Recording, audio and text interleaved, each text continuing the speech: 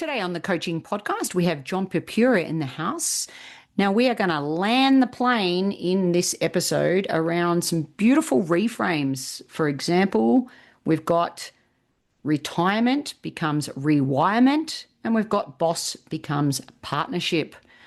Jon is the founder of Elevate Advisory, a leadership coaching and advisory firm dedicated to helping leaders unlock their full potential.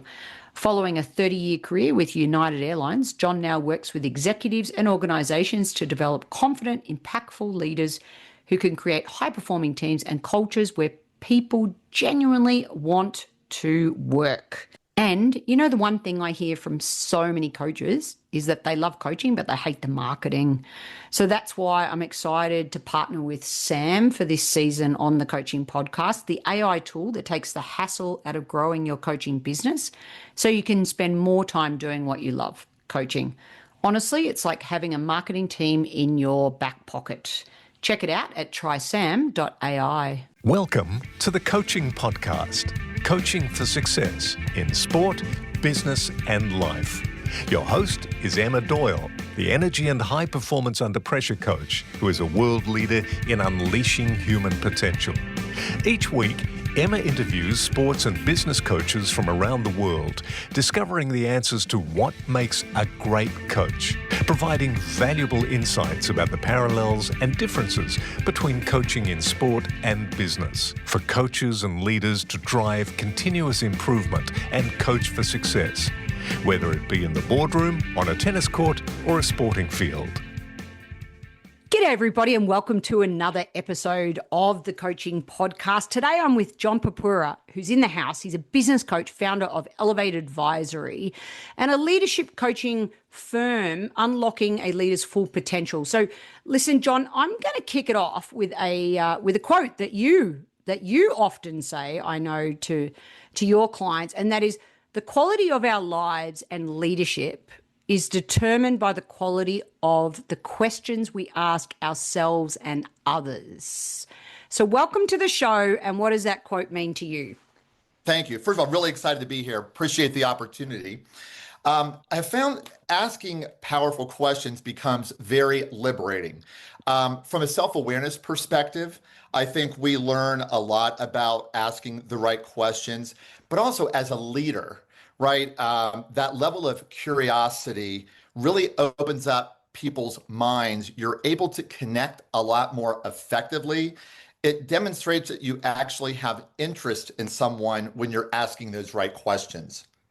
And frankly, you know, as a coach, you want to bring the best out of people, right?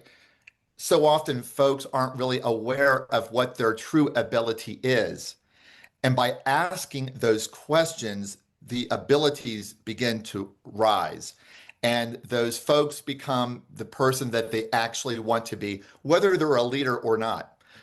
We coach both on the personal side and on the business side. Obviously, you're preaching to the choir with yes. that. And I want to pick up on something that always I'm curious about. You mentioned twice, you said the right questions. Yes. I'm wondering about questions. Let's go just a little deeper there straight away. You know, is there such a thing as a right question? And can you give me some practical examples? Like, what are some of your favorite go-to questions? Well, that's a great question right there, frankly. The right question, the first thing you have to do in order to ask the right questions, Emma, is you have to be a listener, right? Otherwise, oftentimes you're not going to be asking those most powerful questions. So, for example, I coach a lot of people who I see should have a tremendous amount of confidence, but they don't. And one of the things that's really important in coaching is to get people to be vulnerable. Because if they're not vulnerable during coaching, they're not going to get the most out of it, frankly. So where I see someone who's lacking confidence and I see all the reasons in the world why they should be the most confident person when they walk through the room, first thing I'll ask is, what are you afraid of? Right? Or if you're walking into a boardroom, because there was an executive at my prior company that I retired from a year and a half ago, who was afraid to walk into the boardroom to present to our CEO, our COO. Could be a very intimidating group. Frankly, that group is a group of high IQ and EQ, which makes that a little bit easier. And this person's response was, I'm being judged, right? They're tearing everything apart that I say, and they're looking for reasons for me to be wrong. Tell me why you feel that way. And after we dove into it a little bit more, this person realized this is all in my mind. So it's good to follow up questions like that with a little bit of acknowledgement. For example, I told this person, you're actually one of the most respected people in the company. When you walk into the room, you by default command attention. You just don't realize it yet. So it's kind of seeing where they feel really uncomfortable, asking those questions to bring it out of them, and then providing a form of acknowledgement to begin building that confidence. Does that answer your question? It totally does. And there's some great tangible, practical examples in there. And the other thing that's coming up for me is I call it kind of like an evidence list, right? A confidence trigger list. You build your confidence layer by layer, self-esteem, over time, right? Confidence equals time plus experience. My listeners have heard me sprout that formula many, many times over the years, because as we build it, and I know that you're a big believer in this you have to have self-awareness. The more self-aware you are, then you can build it. And sometimes that comes internally and sometimes it comes externally, because I know you talk a lot about the impact of beginning with acknowledgement. So I'd love for you to just go a little deeper on that as it relates to the workplace. What specifically do you mean, and how does that impact confidence? So everybody likes to be acknowledged, right? It feels good. And by default, that gives you some sense of confidence. I'm being acknowledged for something good that I do, right? Now I feel better about myself. But I like to take that confidence much further, because to me, confidence is one of the most liberating things that a person can experience. Many of us know who Mel Robbins is. The let them theory, which I'm a big believer in, is why worry about what people think or what they say or what they do? And when you get to that point, Emma, you're at a point where the creative juices begin to flow, the innovation begins to flow, because you're no longer walking around worrying what everybody's thinking. You're just being your own person. And when you have the ability to be that, you are better at work, and especially as a leader, because as a leader, with that level of confidence and asking those powerful questions, you're providing other folks to be creative, to be innovative. These folks want to come to work every single day, which is something that I'm very passionate about. I'm a big believer that you can create a culture where people can't wait to get up in the morning and go to work. But part of that is you have to have this level of confidence to be there. As a leader, I believe it's our responsibility to instill confidence. And where you see a lack of it, you have this psychological safety circle that you build where people are willing to be vulnerable so you can actually say what you observe without them taking offense to it. Right? For example, I love being wrong. I look for a reason to be wrong. It feels good. So say you and I are in a workplace together, and maybe we don't see eye to eye all the time. And qualities of many people are, I have to be right. But if you and I don't quite see eye to eye, and you see that I'm actually looking for a reason to be wrong, all of a sudden there's a connection. And through that connection, we begin learning from each other. Well, that's how it is in the workplace overall, whether it be with your peer or whether it be with a leader. But I've always said confidence is the most liberating, for me anyways, thing that I can actually enjoy. It makes me a better person personally, and it makes me a much better person professionally. If I had a dime or a 10-cent coin for every time over the years in chapter one in my sporting days, when a parent would call me and say, if only my child could be more confident. And Yes. I found always that such a fascinating statement because I think sometimes the missing piece as well in all of this. So, first of all, I hear you create this psychological safety. Once they're vulnerable, you can acknowledge what you see, call out blind spots, as well as call out their strengths to help Correct. build that confidence again Yes. over time. But it does fascinate me. They talk about it like it's a ball, like it's 1 minute you have confidence and the next minute you don't. Whereas it really is something that builds over time and experience. This is Repetition. repetition. Do the Repetition is key reps. to everything. Yeah. Anything that you do, it's repetition, right? I like to talk about the little saboteurs that show up, right? When you feel, I'm a believer in never complaining, because when you complain, you don't feel good, right? So, but we live in this environment where people are complaining all around us, or people are judging all around us. And so through repetition, as soon as that little saboteur of complaining or that little saboteur of judgment shows up, you immediately recognize it and you just like flick it off of your shoulder. It's all about repetition. And I tell people that, right? And a lot of people struggle through a lot of those things. I don't want to be judgy, but I'm still finding myself judgy. Just keep practicing it, and eventually it will show up immediately and you will get rid of it. Mm. Acknowledgement, acknowledgement, acknowledgement. So I'm saying thank you for reiterating that because I think we're on the same page there. And okay, let's go back to something you said. The latest Gallup report is still showing that 31% of Americans are engaged in the workplace. So that's 69% of people driving to work not wanting to be there, Yes. or even in a hybrid world, remote world. You spoke about creating workplaces where people want to show up. So, John, in a world where the stats are against what you just said, how do leaders do this? So let me start with the person driving to the office, right? I don't like my job. How many times have you asked someone, what would make you happy? No one knows how to answer that question. What would make you happy at work? What does a happy workplace look like to you? I think the most important thing is to start there.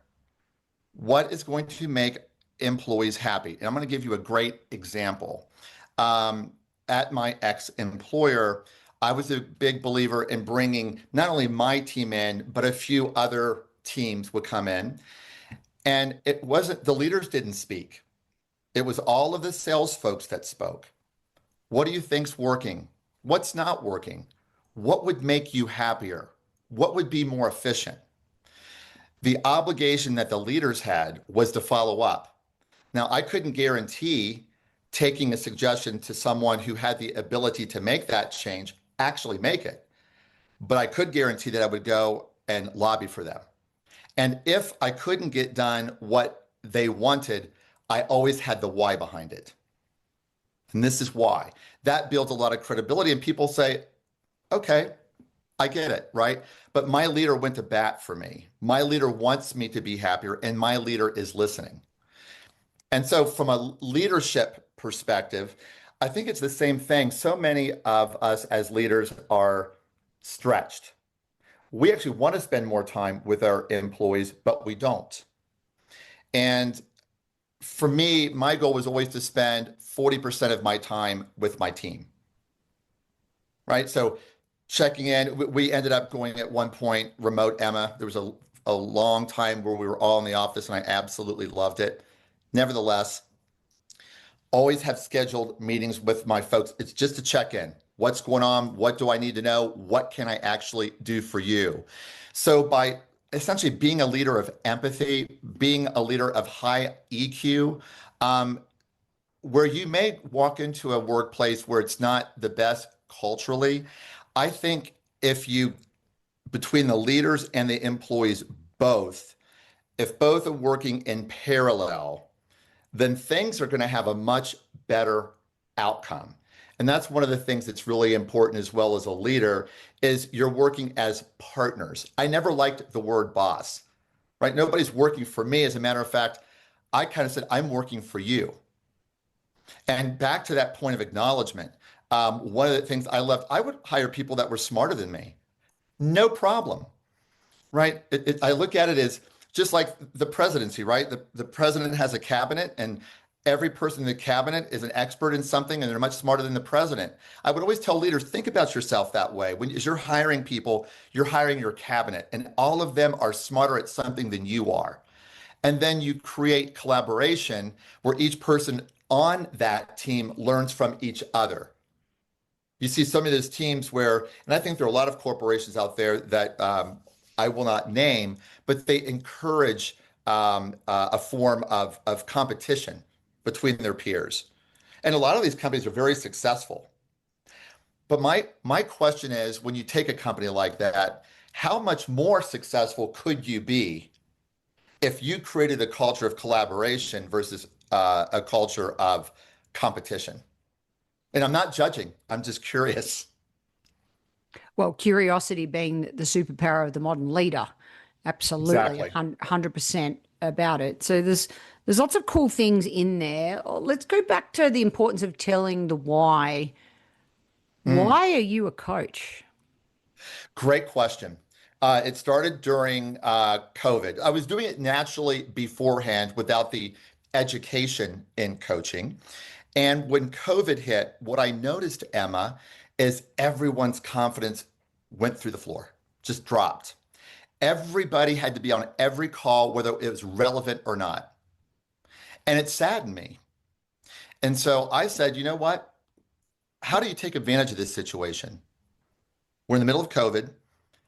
I'm going to do something different. What's that going to be? And I had two friends who have very, very successful executive coaching businesses. And for years, they told me I should be a coach. So I decided to go to CTI and get my certification and become a coach. And at the time I was studying, our chief learning officer was very supportive and kind of helped me meet some people that I could coach and work with her team as well. And I just fell in love with it. And I started doing it internally, even with some of our executives and their teams. And frankly, it got to the point, Emma, where I found myself enjoying the coaching more than my day-to-day role. And I was in a very fortunate position where I could retire from that role and do my own thing. And that's what I'm doing. And the biggest benefit of it is the impact you have on people. What I get to do full time is make an impact on people. And not just one person, right? That person could be a leader of a large organization, and that impact trickles down. So it becomes impacting hundreds or thousands of people as a result. And there is nothing more rewarding than that. And when we spoke off air, you even had a beautiful reframe of retirement. Oh, yeah. You use the word, I mean, let's be honest, you use the word retirement, but you're far from retired. Right. It's rewirement is, Yeah. I'm a big believer that the older you get, life can actually get better. And I'll give you a few examples. As we get older, naturally, we don't care what people think anymore. We can kind of do what we want to do. And so that's actually a gift. We spend time only with the people we want to spend time with. When we're younger or we're in, employee of a large organization, we have to spend time with people we don't want to spend time with. We have control, right, over what happens in our lives now. And that's beautiful. And by default, that puts us into a more positive frame of mind. So we actually become healthier, right? We have more time to exercise. We have more time to study nutrition. And then we have time to make more of a positive impact on people. So as a result, you feel better than you've ever felt. So here in my decade now, right? I'm in my 60s and I feel better than I ever did, right? Better than I did in my 20s. And so what we want to do at Elevate Advisory is share this with folks that are getting ready to retire, and I'll give you one great example, is pilots. Pilots have to retire at 65, right? And many of us are identified by our career. So here I am, a captain of a 787 Dreamliner, big job, lots of responsibility. I have to retire and I still want to fly airplanes. Now I'm no longer a captain. I've lost my identity. What do I do? So we are creating programs that set people up for rewirement so that it's actually better when they retire. The benefits of being with people you want to spend time with, being more with your family. There are so many better things after retirement as a result. We want to share that and get people prepared so that everyone can feel the way, frankly, I do. I feel blessed. And so we're very, very excited about this program, and we'll take it beyond the pilots, but we want to start with them. Retirement into rewirement. Such a Exactly. powerful reframe. Thank you. Thank you for sharing that.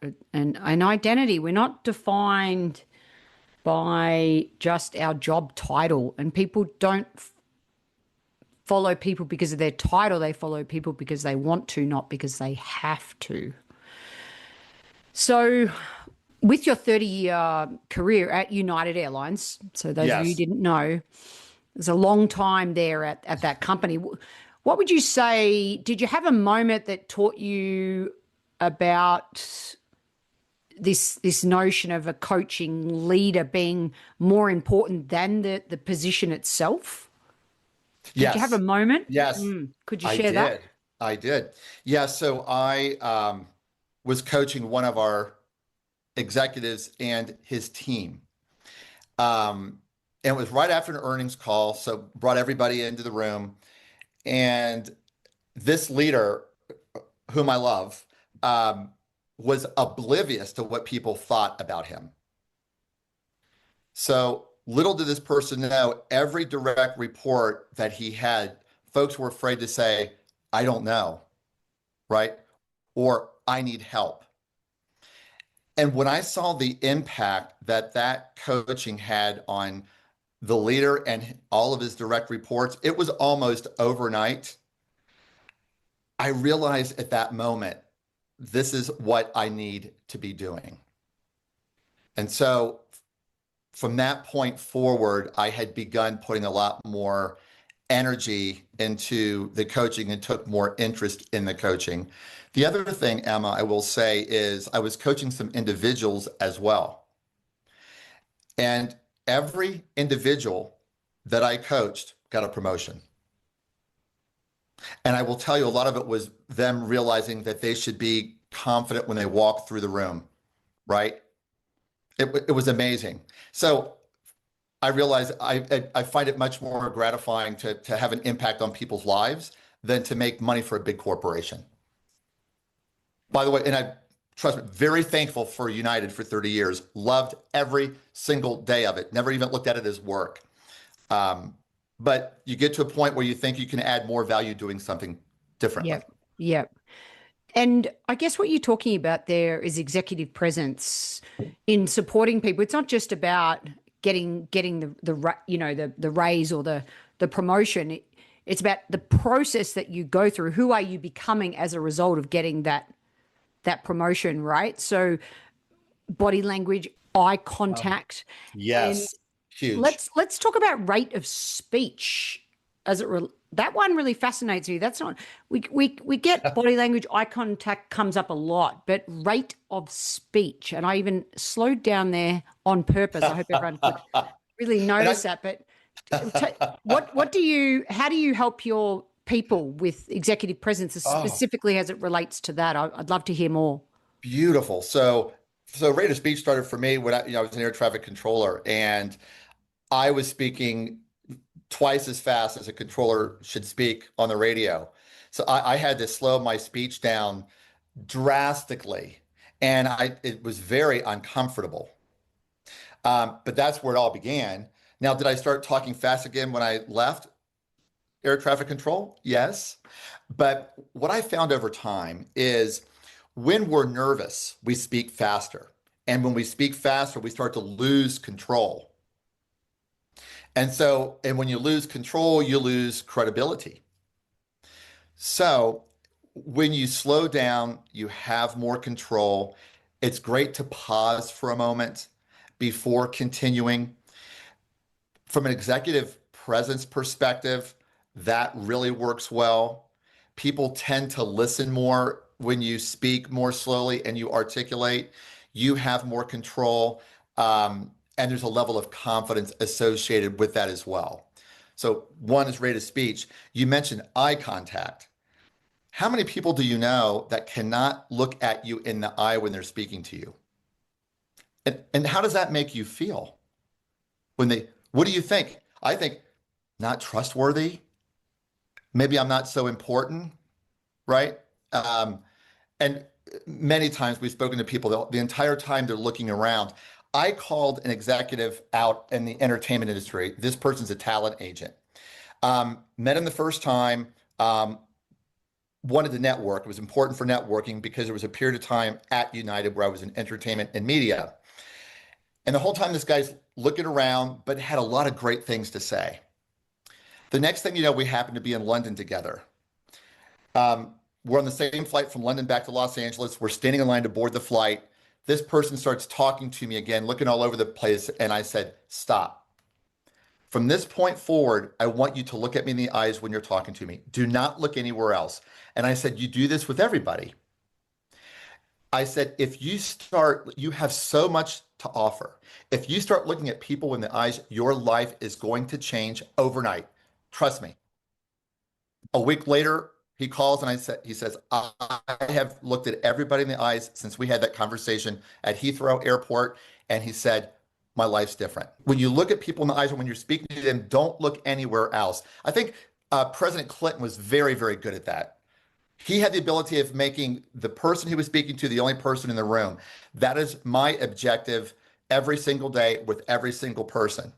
And that is one of the things that I like to coach, because you end up opening doors as a result. You actually stand out from many others, which is very difficult to do these days, right? To be somebody a little bit different who stands out a little bit more. That is one way to do it. Body language is also very important. If you see somebody on stage who's kind of slumped over and just kind of reading, you tune out. But somebody who's standing straight up and looking at the audience and making connections with people, right? Those are the people you're going to listen to, even if they don't have the most interesting thing to present. You know, even if I've got a room of 150 people, my eye contact is it's very precise and intentional. Yes. And I'll just pick a handful of people as I scan the room. Yes. And I'm burning their eyes and they don't, it encourages them to reciprocate, doesn't it? It does. Even with a large room, you just keep picking out people. It's great advice. It's sometimes underestimated. And as you know, simplicity is so important in leadership these days. All right, now's a good time to ask you our holy grail question of coaching in 1 to a maximum of 3 words. What do you think makes a great coach? One who brings the best out of people. Someone who can bring out the best in others. Right. So it's the underlying abilities. People don't truly know what their abilities are. You help them maximize the abilities, right? And by maximizing those abilities, they make an impact. A great coach, Emma, there's so many ways to answer this, but I want to keep this simple, is a great coach is one who brings the abilities out in a leader to have a tremendous amount of positive impact on a lot of people. Positivity. Well, that's, we talk about, if we think about what are some of our assets, right? I'm a big believer in capitalizing on your assets. One for me has been positivity, and I don't know where I got it. My mother passed away when I was 7, but I was told she was very positive. My father was. But I realized in 2nd grade, standing outside of Mrs. Peters' class, that I had control over my life in second grade. And I realized that how important positivity was even back then. I mean, I can't believe it. I don't know how it happened. And I have been positive throughout my entire life, right? And things haven't always gone my way. But, for those folks that may struggle with positivity a little bit, one of my recommendations is just take a step back. You'll always find a reason to be positive about something. Maybe not about that particular situation, but you will always find something to be positive about. And it goes back to what I said a little bit earlier with you is repetition. You train yourself. And me being positive, it has done very well for me. I've had a great life, and a lot of it has had to do with that, but it's also being contagious with your positivity, right? You spill it over into other people. And I've seen it over and over again. And it's just like being a great coach where you work with a leader to make a really great impact. It's the same thing everywhere you go. Even going to the grocery store, right? And just bringing a smile to the cashier, positivity.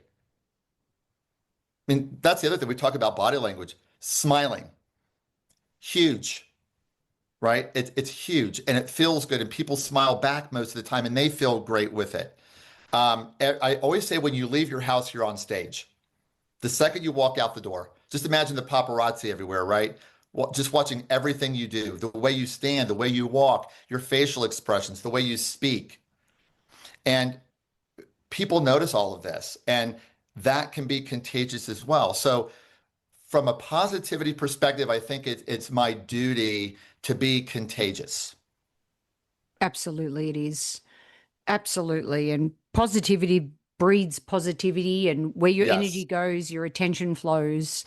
So listen, as we land this episode onto our runway of positivity, I think my last question, what's coming up for me, especially as I launched one of my new workshops last week about leader as human in the world of AI, Mm. there really was a great robust discussion in one of my workshops that the future of many companies may not have humans, and it kind of broke my heart a little bit.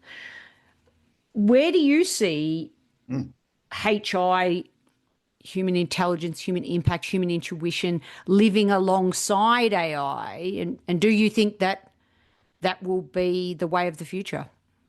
Well, I think AI is the way of the future, but from a thought partner perspective, not taking my job, but how do I work as a partner with AI, right?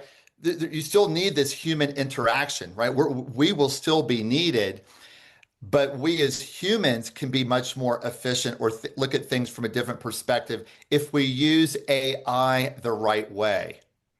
For me, I know what I want to talk about. I know what I'm thinking, but it's great to have this partner over here. So, and I'll give you one example. When I coach, I always reach out to my clients ahead of time, a couple days before. What's on your mind? Anything in particular you want to speak about? Because I want to start thinking about it, right? And I may use AI as a thought partner. This is what's going on with my client right now. What would make me the best coach? This is what I'm thinking. And then after the session, Emma, I'll write a recap, right? And AI helps me write a really good recap. It doesn't write it for me. It just helps me write it better. And so if we can embrace AI from that perspective, then we'll do quite well. But there are a lot of folks out there that are afraid of AI. And I think a lot of that is because they haven't used it yet. And so often people don't even, create their own thoughts on something. They just look at everything on social media. They don't have their own opinion. So they just see things on social media about AI.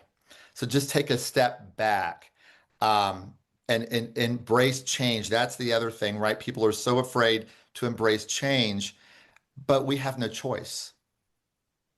So when you don't have a choice, if it's something you can't do anything about, embrace it. Don't complain about it. That's not going to do you any good. Embrace change. It feels great. And then life's actually more exciting It's like Groundhog Day if everything's the same all the time. Yep. Second human need is uncertainty. Oh, and one thing I did want to ask you about, I'm wondering does your top 5 assets framework relate to what you spoke about earlier in terms of acknowledgement of our strengths? Is that what you mean by that? If you could just maybe, really land the episode for me Sure. around, I think that'd be a great way for us to finish, especially as That's great. relates to positivity. So for me, 5 top assets, relationship building. I am completely a relationship guy and a networker, and I love every single minute of it. More optimistic than most. I like to say realistically optimistic instead of overly optimistic. Curiosity. Love asking questions. Love it. And frankly, for those listening, a lot of people probably not are afraid to ask questions. People are going to think I'm stupid because I'm asking. Inevitably, the person who asks the most questions are usually the smartest, right? I'm big on that. Communication is absolutely key. Keep people aware of what's going on. You don't want people to guess, right? And then lastly is developing other folks, development, leadership development or personal development. And more than anything, developing that confidence in someone. Absolutely. Those would be the 5. Love it. Top 5 asset framework for you all to reflect on. Please learn more at elevateadvisoryinc.com. Well, I tell you what, I've really enjoyed being your co-pilot today as we rewired retirement. We reframed boss into partner. We put on our IQ and our EQ hat so that we could be a better listener, be there for your team 40% of the time, make the time, maximize the abilities to bring out the best with positivity, see more in them, and slow down that rate of speech with eye contact. And did everyone hear that beautiful laugh? That is the smile that Jon exudes, and right back at you, because we're matching and mirroring each other right here, right now. Jon, thank you so much for being on the Coaching Podcast. Thank you very much, Emma. It was a real pleasure. Absolute pleasure, everybody. And we really appreciate your time. So thank you for listening. And if you enjoyed this episode, please remember to give it a rating and a review on your podcast listening device. Thanks for listening.